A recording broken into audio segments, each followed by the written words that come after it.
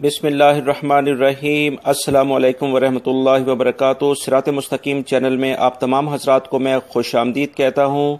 मैं आज की इस वीडियो में आप हजरात से एक ऐसे पाकिस्तानी शायरी से मुलाकात करवाऊँगा जो कि रोज़े रसूल सल्लल्लाहु अलैहि वसल्लम पर पिछले 30 साल से अपनी खिदमात सरअंजाम दे रहे हैं।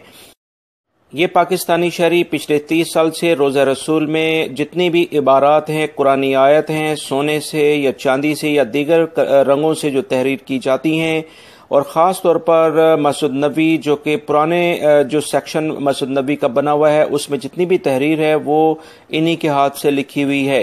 रोज़ा रसूल की जालियों पर जो तहरीर है उन पर भी तमाम की तमाम इन्हीं के हाथों से लिखी गई है। इन्होंने इस पर फ़ख्र का इजहार करते हुए बताया है कि अल्लाह रब्बुल इज़्ज़त का ख़ास करम है कि उन्हें ये मुक़द्दस जो तहरीर हैं वो लिखने की अल्लाह रब्बुल इज़्ज़त ने मौका फ़राहम किया है। आप इनका तारुफ इनकी ज़ुबान से सुने और इस वीडियो को अपने दूसरे दोस्तों से भी शेयर करिएगा। मेरी वीडियो को लाइक करना मत भूलिएगा। अस्सलामु अलैकुम।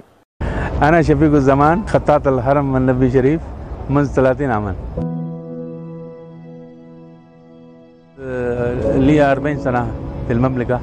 كنت أول في الرياض، بعدين جيت في المدينة واشتغلت هنا محل نيون. بعدين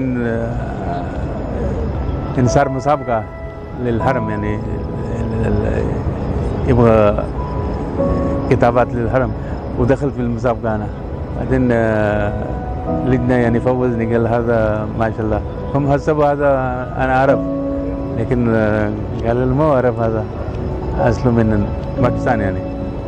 فكيف هم استغربوا كيف تكتب عربي؟ قلت من صغر يعني أنا حاوي الخطوط العربية. الكباب هذا ياخذ مني شهرين تقريبا، واحد قبة تصميم وتنفيذ. وهذا 3 لوحات هي يعني معلقة مكسورة شريفة روزة مباركة. سنة ونص أخذ يعني 3 لوحات، كل لوحة أخذ 6 شهر مني، ومعمولة بالذهب 24 عيار. هذا يعني فخر لي، كتبت بيدي يعني.